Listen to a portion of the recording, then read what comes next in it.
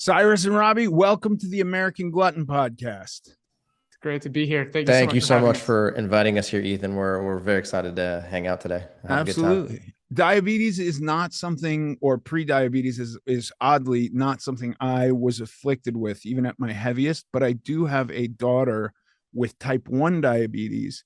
So I have my own vested interest in hearing this conversation. I know type 2 is something that affects a lot of people.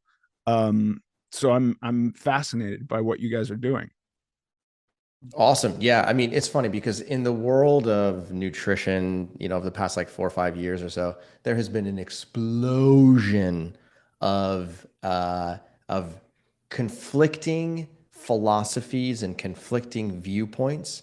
And the conflict has grown over the course of time, and people who are simply looking for a healthier way to live have gotten increasingly confused, despite the fact that there's more information available today than ever before. So we've created a little bit of a tornado, Yeah. and we're here to try and help resolve some of that confusion and give people evidence-based scientific principles that have been working since scientists first started discovering them and still continue to work today.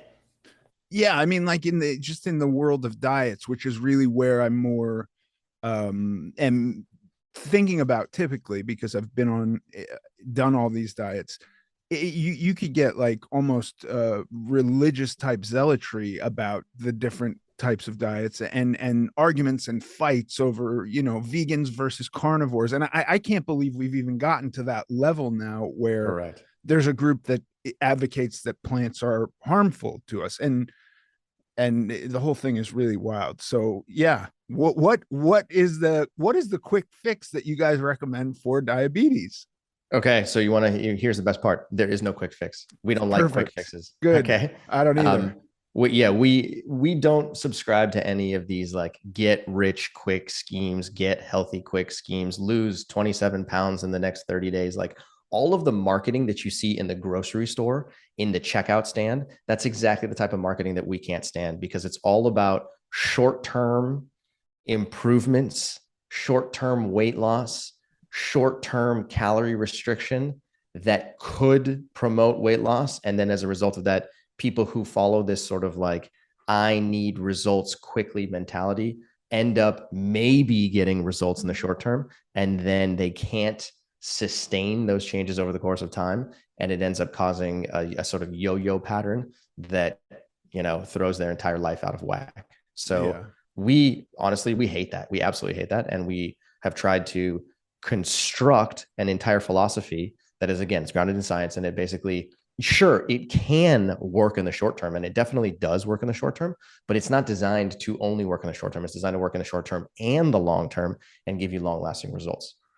So the sort of like elevator pitch here, if you will, is that we teach people how to transition to a plant-based diet.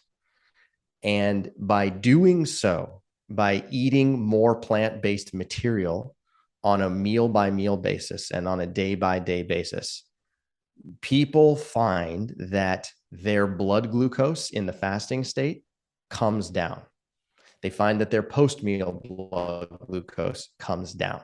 They find that their insulin concentration in their blood comes down. Their blood pressure comes down. Their cholesterol comes down. Their body weight comes down. And the beauty here is that when these biomarkers begin to fall, they fall and they don't go back up. And that's the key. That is the key, because a lot of these short-term get skinny quick fixes, and I will even put the ketogenic diet into this category of short-term improvements. A lot of the times people end up getting short-term results, and then they yo-yo right back up, and their weight goes back up, and their blood pressure and whatnot. And that's exactly what we're trying to avoid. So okay, yeah, for it, in my opinion, keto is definitely a get rich quick scheme, because a lot of the stuff that people see initially is glycogen loss, and they see this big action on the scale, which they equate to fat loss, and then when it slows or tapers or even goes up because people are overeating ribeye steaks, it's like something's wrong, and then they're just got to reduce calories while doing keto in order to continue weight loss. So I agree with you there. My question is, all of those markers you listed are also associated with weight loss in general. Is that one of your primary goals? Brilliant, brilliant, brilliant point. I'm very glad that you brought that up. So part of the reason why low carbohydrate diets in general, as a class of diets that includes the paleo diet and the ketogenic diet, part of the reason why those diets are so successful and people find that they actually do get significantly improved health is because people lose weight. So if you eat a ketogenic diet and you begin the weight loss process, or you eat a paleo diet and you begin the weight loss process, then you are likely to also find that your blood pressure, your cholesterol, your fasting glucose, your A1C, and your post-meal blood glucose all come down. And that's a really good thing. Okay. But what's important to understand is that weight loss, I like to think of it as like a series of dominoes. So in picture that you have like a chain of dominoes in your head, the first domino, if that first domino is weight loss, then all the other dominoes behind it are going to fall in line. And that's a good thing, right? But imagine if you picked up that first domino and you got rid of it, and weight loss is no longer part of your regimen. Does that mean that your cholesterol will still come down, and your blood pressure will still come down, and your fasting glucose will still come down, and your post-meal blood glucose, and so on and so forth? And the answer is, if you're eating a low carbohydrate diet, that is not a true statement. Right. If you're eating a plant strong diet, or a plant heavy diet, or a plant centric diet, or a plant based diet, the answer is yes. So weight loss can happen on a plant-based diet, but it doesn't have to happen in order to drive a number of biomarker changes that will not only come down, but stay down in the long term. So all of those things can be improved. And I just want to be clear, so I really understand this. It's not veganism you're talking about. Great question. Okay. So veganism is a state of mind. Veganism refers to eating a plant-based diet and then also changing one's lifestyle so that they kind of reduce their dependence on anything animal. So they don't have leather jackets. They don't have leather sofas because leather comes from animals. They don't consume honey because honey comes from bees. They don't wear leather belts because that comes from animals, right? So vegans tend to not only eat a plant-based diet, but also have other sort of like environmental and animal rights reasons for eating that way and for living their entire lifestyle that way. And if you want to do that, my hat's off to you. I got no problems with that at all, right? But what we promote, we never use the word vegan ever in any of our, programs or marketing or anything. And the reason for that is because we don't really care if you're vegan or not. Okay. I'm not trying to turn you into a vegan. I'm just trying to get you to eat more plants. That's really all we do. None of what you're talking about is from a moral position at all. It's all physical. It's all health related. Just exactly. To add to that, to be clear, exactly everything's like what Cyrus is saying here is we are adamant about our teachings being evidence-based from peer-reviewed journals. So the entire Mastering Diabetes method, the book, everything we've written in there is about what do peer-reviewed papers show us about the best way to reverse insulin resistance and become more insulin sensitive. And that happens to be a plant-based diet, which is the most accurate way to describe this approach. Okay, let me ask you this, because I'm truly unfamiliar with type 2 diabetes. I mean, I know it exists. I know people have it. I know that from what I've read, it is largely associated with diet. That is like the leading cause of type 2 diabetes, or the leading indicator, type 1 diabetes is totally different. So I just don't understand type 2 diabetes as well. And so like my kid, her body just doesn't produce as much insulin as somebody who's insulin resistant, right? Oh, it's a great topic. It's a great topic. So we're both living with type 1 diabetes. Okay. So one of the key tenets of our approach here is that we unify all forms of diabetes by helping people understand that no matter which type of diabetes you're living with, you could be living with insulin resistance. So that includes type 1, that includes type 1.5. Now, gestational diabetes, pre-diabetes, type 2 diabetes, the prerequisite is insulin resistance, okay? Right.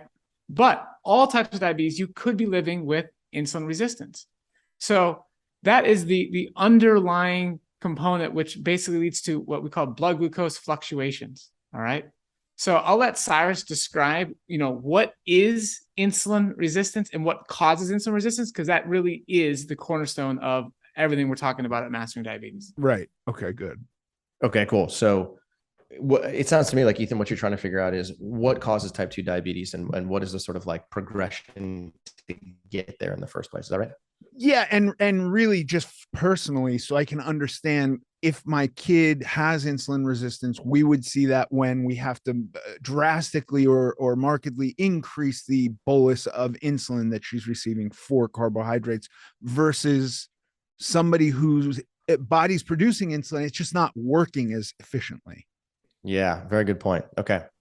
All right. So this is really the crux of the argument here. And I'm so glad we're talking about this, because insulin resistance is the cause of prediabetes and the cause of type 2 diabetes and the cause of gestational diabetes. And like what Robby was saying, it's not the cause of type 1 or 1.5 diabetes. It just so turns out that people who eat a low carbohydrate diet when diagnosed with type 1 or 1.5 end up eating themselves into an insulin resistant state. Okay. Right. But if we back up and we say, okay, you don't have diabetes right now, and we're trying to prevent you from developing diabetes, but on the way to get there, there's a progression. You don't just magically wake up one day and have type 2 diabetes. Okay. So at the very basis, you're non-diabetic. Non-diabetic basically means that you don't have any association with high blood glucose. There's no irregularities in your blood glucose control. And you are not in an insulin resistant state. Okay. If from that point you progress to insulin resistance, what that effectively means, a simple way to think about it is that there are effectively two problems that are happening simultaneously. Number one, the ability of glucose in your blood to get into your muscle and into your liver has gone down. Okay. So glucose entrance into your liver and muscle have gone down. That's number one. And number two, as a result of that, your pancreas is now over secreting insulin in order to try and drive more glucose into your liver and muscle, right? So you have basically a chicken and egg scenario. The chicken is that, or sorry, not a chicken and egg scenario. You have basically two dominoes. The first domino is that your muscle and liver have become less responsive to insulin. And as a result of that, less glucose can get inside of them. And secondarily, your pancreas is like, that's a problem. Let me just go make more insulin to see if I can fix this problem, right? Right. So the question really becomes, well, what caused insulin resistance in the first place, right? So this is the thing that is very highly debated on social media and on YouTube. And it is frustrating just how debated this is, because if you go to the scientific literature, there's a little bit of a controversy, but it is much more clear in the literature, in the scientific literature, what causes insulin resistance than it is in the general public. And if you look at the scientific papers, what you'll find is that diets that are high in lipids, aka fatty acids, and triglyceride in particular, set the stage for insulin resistance. So a simple way to think. Go ahead. Sorry, I just to kind of put a spotlight on what you're saying and back this up. I think that a lot of people who do these low carb diets think of things like pizzas and ice creams and cakes as carby foods, when in fact, by energy, they have more fat than carbs. And I've even seen a graph recently that showed the rapid decline since the 80s of America's consumption of sugar and the rapid spike of obesity. So it is kind of weird that the biggest thing out in the world right now, at least from what I'm inundated with, is that we're just overeating sugar or high fructose corn syrup, because this is actually a graph that showed carbohydrate intake since the 80s was on a decline and obesity has been skyrocketing. Yeah, exactly right. So the less carbohydrate that people consume, the higher the obesity risk. So with a lot of these sort of associations between one variable and another, it's really kind of hard to say this variable is responsible for this result. Sure. Right. You might be able to say, okay, well, Americans are eating less carbohydrate in general, and there's more obesity. So maybe there's an association between them. You might also say, well, there's less homeless people living in San Francisco today, and there's more obesity. So therefore, homeless people have something to do with obesity. But it's, right. You know what I'm saying? It's like, it's hard to like associated 100%. variables. But like Right. pizza, for me, if I think about pizza, I'm not thinking about that it's a carby meal. For me, that's a very fatty meal.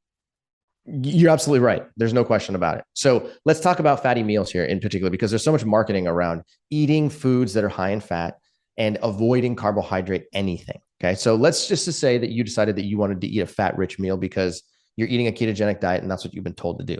So you might go, give me an example of a ketogenic meal that you have eaten when you were eating a ketogenic diet. When I was being extraordinarily strict and I still was kind of withholding myself from eating everything I wanted to eat, like meaning portions, my very clean version of keto would be chicken thighs with skin on them, cooked with oil, and a few sprigs of broccoli with olive oil. And the oil was like a freebie. You cannot put too much oil on these things. You cannot put too much oil on these things, meaning the ketogenic diet doesn't tell you not to use oil? Meaning it encourages oil use, because if you eat too much protein, you will knock yourself out of keto. So you got to make sure that you're maintaining your fat intake. Yeah, exactly right. So you just hit it on the head. Okay. So we're talking about chicken breast with the skin. Thigh. No, the breast thigh was way too lean. Couldn't eat a chicken breast on keto. Thank you.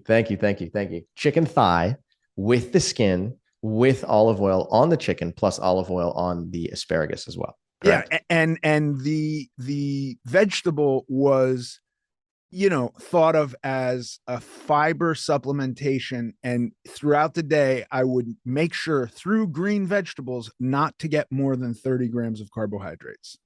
Correct. You're trying to keep your net carbohydrate intake less than 30 grams per day. Exactly, yeah, but I never did this has fiber, so I'm going to minus it. I would go, how many grams of carbs is in this broccoli? Okay, I can't eat more than that. Okay, perfect. So you're describing exactly a very strict ketogenic diet in which you're consuming something like 70 to 80% of total calories in fat, right? With usually about 10 to 15% calories from protein, 15 to 20% calories from protein. And then the remainder is going to be in carbohydrate, which usually is something like 5% of total calories in carbohydrate. Okay. So you eat that fatty meal with the chicken thigh, with the skin, with the olive oil and the asparagus. And that ends up becoming a very fat rich meal. So the fat that you are consuming is predominantly in a structure called a triglyceride. And a triglyceride, as the name implies, is basically a glycerol backbone with 3 fatty acids attached to it. So tri for 3, and glycerol means glyceride. So triglyceride is 3 fatty acids attached to a glycerol backbone.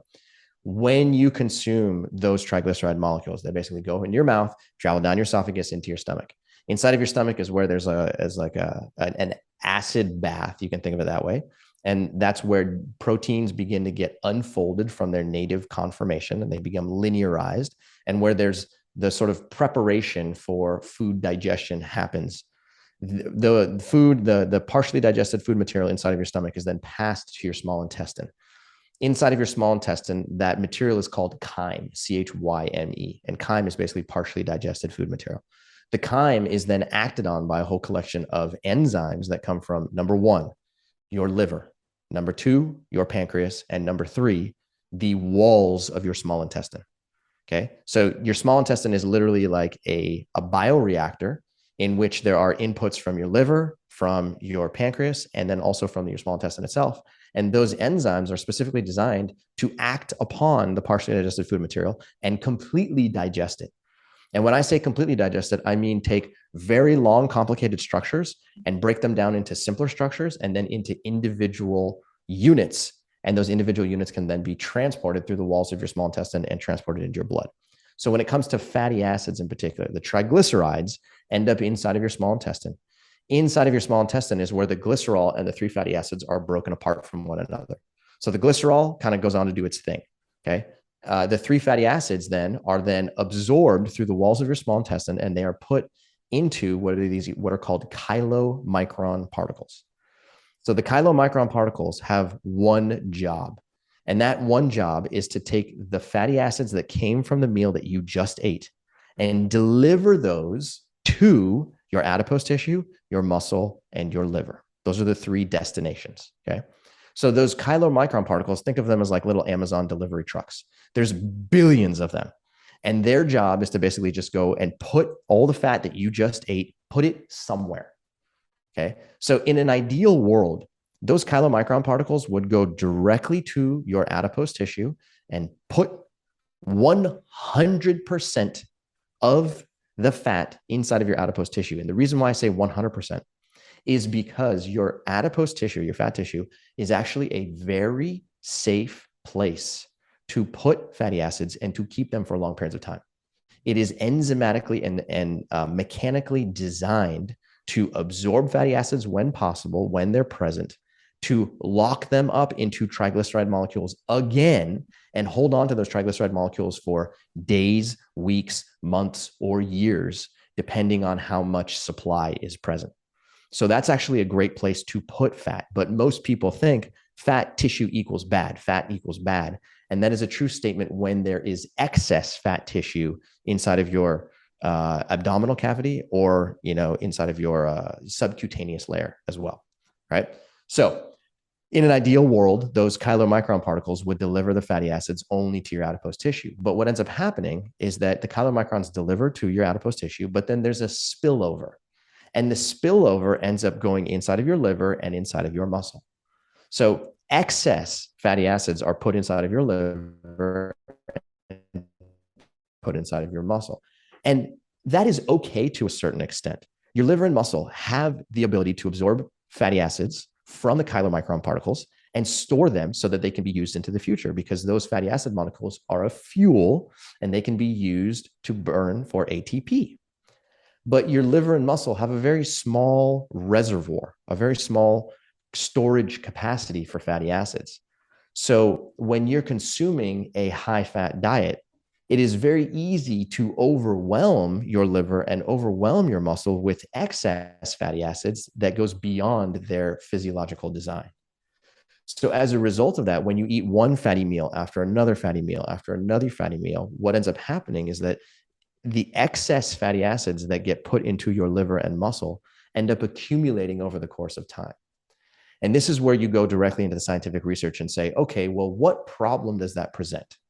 And what the scientific research has shown in these unbelievably sophisticated and very eloquent designs is that when you store excess lipid inside of your muscle tissue called a myocyte, or store excess lipid inside of your liver tissue, which are made up of mainly hepatocytes, then those excess fatty acids end up negatively impacting the insulin receptor on that same cell.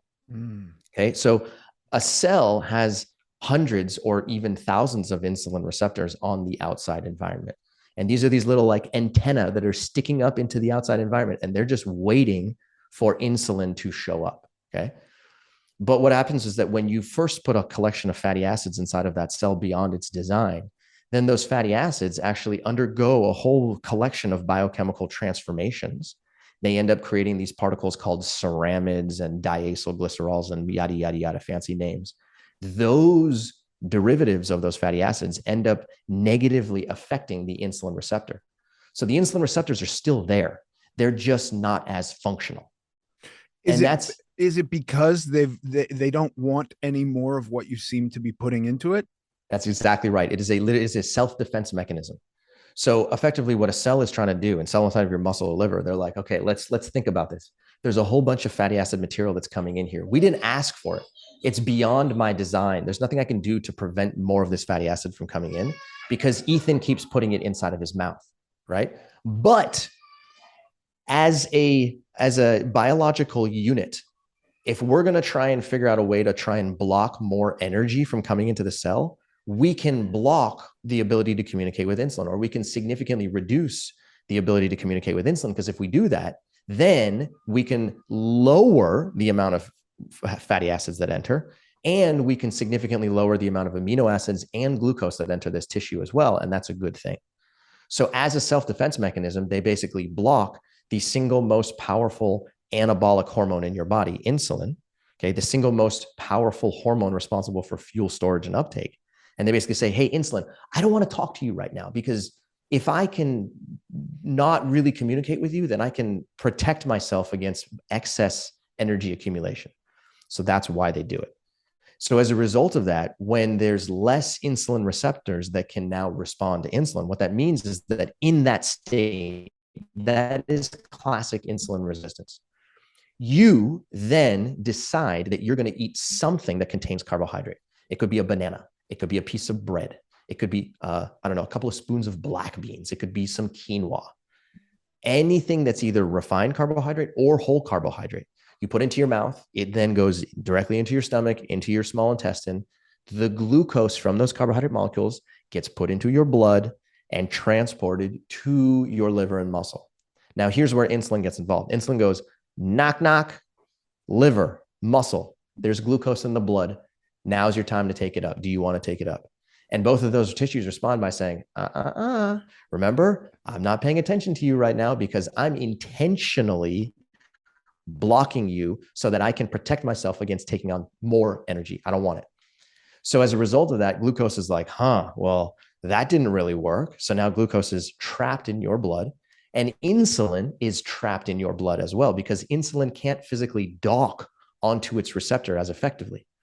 So what happens is that when somebody first eats a fat-rich diet and then in addition to that tries to add carbohydrate energy to that, the net result is that there is an elevation of glucose in your blood, or glucose gets trapped in your blood, and insulin gets trapped in your blood, causing what's called hyperglycemia, which is elevated blood sugar, and hyperinsulinemia. And the two of those are classic insulin resistance. So when you go to the doctor takes a series of blood tests, and they come back, Ethan, so your fasting blood glucose is now elevated. It's supposed to be under 100, but now you're at 107 or you're at 113. So now you're in the prediabetes category. Okay. So I'm a little bit concerned because you're trending towards type 2 diabetes, but let's just watch this. Let's just monitor it. That's what most doctors say, right? And then in addition to that, if they're very thorough, they will also measure your insulin concentration in the fasting and post-meal state. And they are likely to find that your insulin in the fasting state is nice and low. But when you do consume carbohydrate, your insulin values go extremely high. Okay. Classic insulin resistance. So I hope this isn't too complex, but the idea here is that by eating a fat-rich diet, you are lowering your carbohydrate tolerance. You are suppressing your carbohydrate tolerance. And as a result of that, that means that carbohydrate metabolism doesn't function as well. Insulin doesn't function as well. Glucose gets trapped. And as a result of that, your blood glucose gets elevated as a secondary effect of a high-fat diet.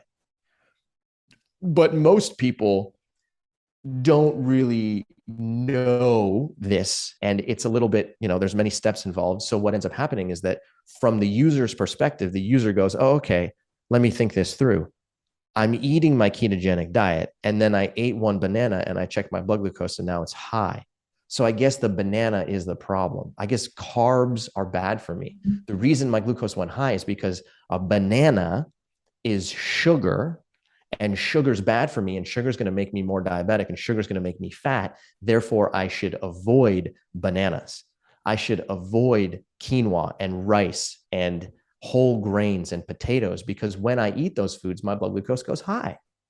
So then they lower their intake of those even more than it already was, and they continue to eat more fat-rich food, more red meat, more white meat, more fish, more eggs, more dairy products, more olive oil, and then they end up accumulating more and more and more insulin resistance over the course of time.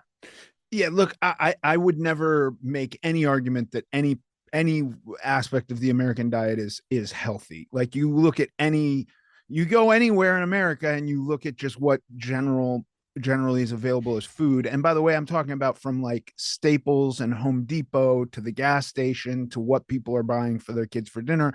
It all seems really unhealthy to me. However, I also think that the thing that's been pushed in the media and amongst people on social media is that it's unhealthy because it's so full of sugar. And it doesn't, for me, it doesn't matter. It's unhealthy either way, whether we're going to look at something and go like, this is full of fat and it's unhealthy, or it's full of sugar and it's unhealthy. I don't think Twizzlers are very good for you. I also don't think a Big Mac's very good for you, but I would never, ever, ever think of a Big Mac as a carby meal. That for me would be a fatty meal. Yes. Very, very good point. And what you're pointing at here is this a term called nutritional reductionism. It's basically just a fancy way of saying, let me take this food that is actually inherently complex, that has carbohydrate, fat, protein, vitamins, minerals, fiber, water, antioxidants, and phytochemicals, and let me just point a finger at it and say, an orange is just a ball of vitamin C. Okay. You're reducing the food into one thing, which you think it is. Okay. A banana is nothing but a bunch of sugar. Okay. I'm going to reduce it to just being sugar. Right. And it's just like, it doesn't really serve anybody to play the game of reductionism. And most of the time when people try and reduce a food into one thing, they're not correct. Right. Well, okay. For me, a banana is almost strictly potassium. Like that's if I work out really hard and sweat a lot, that's when I go for a banana. But for people who are thinking this way, who have pre-diabetes, so you guys are not into high protein at all. Okay, so let's define high protein, because there's also a lot of confusion about what the term high protein actually means. Do you have an actual definition for what you mean when you say high protein? For me, high protein is 50% of my calories are coming from protein. 50% of your calories. Okay, that's definitely high protein. Yeah. So the answer is no, we're not into a high protein diet. And again, that's not because I have some like personal vendetta against protein by any stretch of imagination. It's because if you look in the research, there's actually some fascinating research that is actually performed in people with type 1 diabetes. And the reason why they chose type 1 diabetic subjects is because people with type 1 diabetes don't manufacture and secrete a significant amount of insulin. So that's a good thing, because that makes them very good test subjects. You can control how much insulin you provide to them from the outside world. And as a result of that, you can do a bunch of manipulation in people with type 1 diabetes, and you can measure what effect it has on the amount of insulin that's required. So long story short, there have been many papers, 4, 5, 6, 7 different papers that have been published by very high quality research groups that have demonstrated that when you consume anything greater than about 28 grams of protein in one single meal, okay, somewhere between 28 and 75, which is a big range, but starting at 28 and going upwards of 75, what that does is it leads to a significant, what's called late postprandial hyperglycemia and hyperinsulinemia. In English, what that means is that the first 3 hours of your blood glucose profile when you eat that meal is totally normal. There's no deviation from a standard diet. So your blood glucose might come up by 20 points or 30 points, and then it comes right back down to baseline. Everyone's happy. But then starting at the 3-hour marker, that's when your blood glucose begins its rise, and it starts rising and rising and rising and rising and rising, and it just keeps going up. It's literally like a 45-degree line, just straight up. And then in addition to that, because your glucose is rising, your pancreas starts to manufacture more insulin. So now the amount of insulin in your blood starts to go up and up and up and up and up.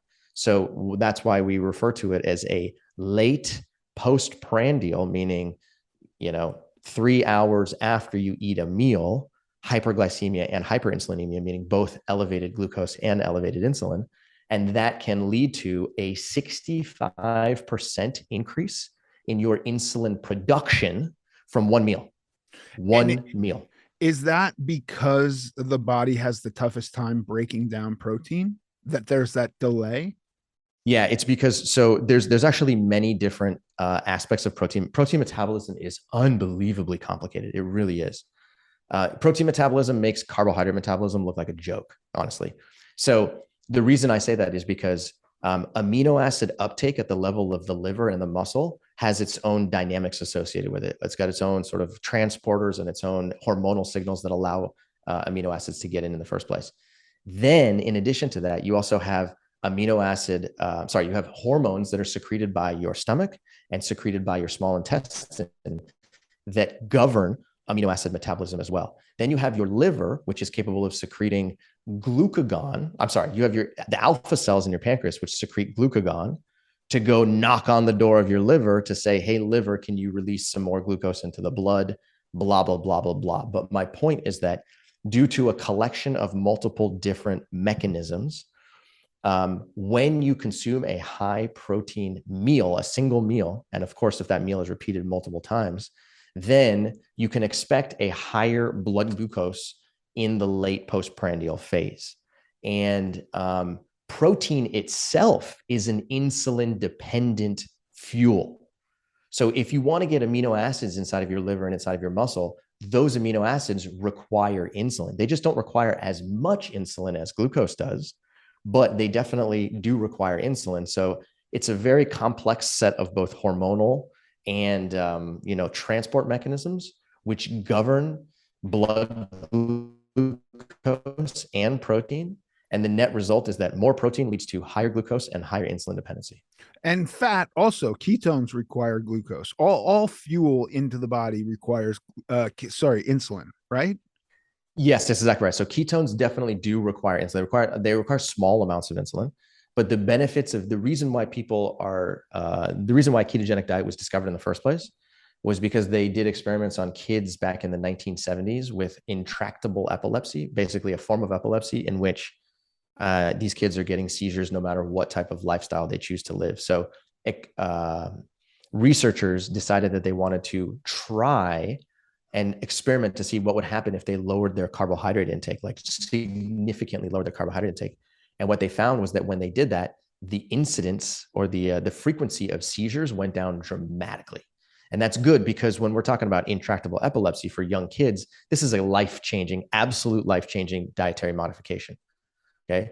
Multiple seizures today, per day to one seizure per month completely changes your life in a good way. Right. Yeah. So there's an application for ketogenic diets, no questions asked. But even in those young kids, when they followed them over the course of 2 to 3 to 4 years, what they found was that there were a whole list of side effects that came along for the ride. Okay. And some of those side effects included things like, severe dehydration. And one of them in particular was high LDL concentrations, like significantly high LDL concentrations, which is the bad cholesterol. And as a result of that, some of these kids were not capable of keeping this diet up in the long term because it became too dangerous for their cardiovascular health. Yeah, I do know one guy with type 1 diabetes who went onto a ketogenic diet, and he had short-term success. He was very happy. He was bolusing less with insulin. And then, a year into it, he got a physical, and his doctor was like, you're killing yourself. This is worse. All your markers are worse than they had been prior. Just do what you were doing before. And so he went back, and he he's now bolusing more, but he's also doing better on all other fronts. Yeah, exactly. This is a super important point. It's a super important point here because people living with type 1 diabetes, your daughter, Cyrus, myself, we are perfect examples, perfect study subjects for what lifestyle choices we can make to improve our insulin sensitivity or become more insulin resistant, because we monitor how many grams of carbohydrate we're consuming. We test our blood glucose frequently or wear a CGM, and we know exactly how much insulin we're injecting, whereas you don't know how much insulin your pancreas is producing at any given time. No idea. So yeah, we are these amazing test subjects. And what we're looking to do when you're living with type 1 diabetes, you're looking to inject the same amount of insulin your pancreas would have normally secreted. So the type 1 diabetes community is oftentimes making a mistake. They're trying to get down to as low and low and low as humanly possible. They're trying to get to zero, which unfortunately we can't do yet. One day, hopefully we'll figure that out. And they're missing the bigger point here is it's okay to use insulin when you're living with insulin-dependent diabetes. You're looking to just use the appropriate amount and make sure you have an overall healthy diet to prevent the complications that are associated with all forms of diabetes. And that's a huge tenet of our program. And as Cyrus was alluding to earlier, yes, our program not only does it work in the short term, it also works in the long term. And the number one cause of death for people living with all forms of diabetes is heart disease. It's not actually high blood glucose readings. So we have to address that at the root cause. And that's why, again, this overall discussion of insulin resistance is so important. Yeah. Yeah, it's wild. So just last thing, and I know we all kind of have to go soon, but I want to know, because for the people who think of a pizza as a carb meal, you say eat higher carbs, but is that kind of why you talk about plant-based? Because somebody's going to go high carbs, so that's Twizzlers and donuts, right? Which a donut, another one for me, that's a fatty food and not a carby food. Yeah, exactly right. So we got to be very, very, very clear in our language when we're talking about eating carbohydrate. I don't even like to use the word carb because it's not a real word, but what we educate people about doing is eating more whole carbohydrate rich material. Okay. Whole carbohydrates include fruits, starchy vegetables that grow in or on the ground, like potatoes and squash. Okay. So fruits, starchy vegetables, legumes, which are beans, peas, and lentils, and then whole grains. Okay. Those are the 4 carbohydrate rich food categories that we educate people about eating. We are not telling people to eat more cookies or crackers or chips or pastas or sodas or sugar sweetened beverages or pastries or donuts, none of that stuff. Okay. Those are refined carbohydrate foods. And what people generally do is they say, oh, I'm eating a low carb diet. And what they mean to say is I'm trying to eliminate junk food. That's literally what they should be saying. But in reality, in that process, they also look at, a potato, or they look at a banana or a mango and they're like, ooh, you're bad for me too. Right. And we're saying, no. There's a very strong separation between the processed manufactured carbohydrates and the whole carbohydrates. So if you follow the Mastering Diabetes method, the way that we've outlined it, it's very simple. Eat more carbohydrate rich whole food in a low fat setting. Period. End of story. That's it right there. Right. So first, lower your total fat intake. And when we say lower your total fat intake, we're saying somewhere between 10 and 15% of total calories. And then once you're at that level, then your carbohydrate tolerance will rescue itself or will recover. And you will have the ability to eat more carbohydrate rich material. And if you get your carbohydrate rich material from whole sources, then you are doing all tissues a service. You are maximizing your fiber intake. You're maximizing your micronutrient intake. And you are lowering all of these problematic biomarkers in the short term and in the long term. Right. I mean, that sounds very good. I bet it's hard to convince people to do that though. It is and it isn't. It's like what we find is that the people who are already open-minded to eating a plant-based diet, they don't have any really qualms with doing what we suggest. It's the other side. It's the people who think that carbohydrates are going, they look at a potato and they feel like they gain weight, right? Or they've been indoctrinated into the carnivore camp or indoctrinated into the low carb camp. And like, these are good people. They're fantastic human beings. There's no problem with that. But it's very easy to sort of, once you're in that philosophy, to point a finger at anything plant-based. Yeah. Whether it's Mastering Diabetes or anything else, and say, oh, you plant-based people are nothing but a bunch of vegans who don't know what you're talking about. Right. Well, I know for me, the keto was interesting because it was, you can eat all you want. That was one of the things, like you never have to restrict your food. It was cheese. It was processed food, salami. It was junk food that I didn't have to control. I had to control carbohydrate junk food, but I didn't have to control for this. And then that really just didn't work very long at all. So it became this very strict thing of chicken thighs and a few sprigs of broccoli as a supplementation. Right. And eventually that didn't work. And so when I found that I was restricting total calories anyway, I was like, well, I'm just doing a diet now. This doesn't make any sense at all. I can't wait to get my 17-year-old daughter who has type 1 to read this book. And I thank you guys so much. This has been really awesome. For sure. Thank you for having us here on this podcast. I feel like there's so many people who are looking for a non-fad based approach to really mastering diabetes and like getting rid of it and just wiping it off their medical record. So, if you find yourself as one of those listeners and you're interested in doing it, then just go to Amazon, pick up Mastering Diabetes. It's changed the lives of hundreds of thousands of people. And we hope that you're the next person. Robby, Cyrus, thank you. Thank you. Thank you. See you guys.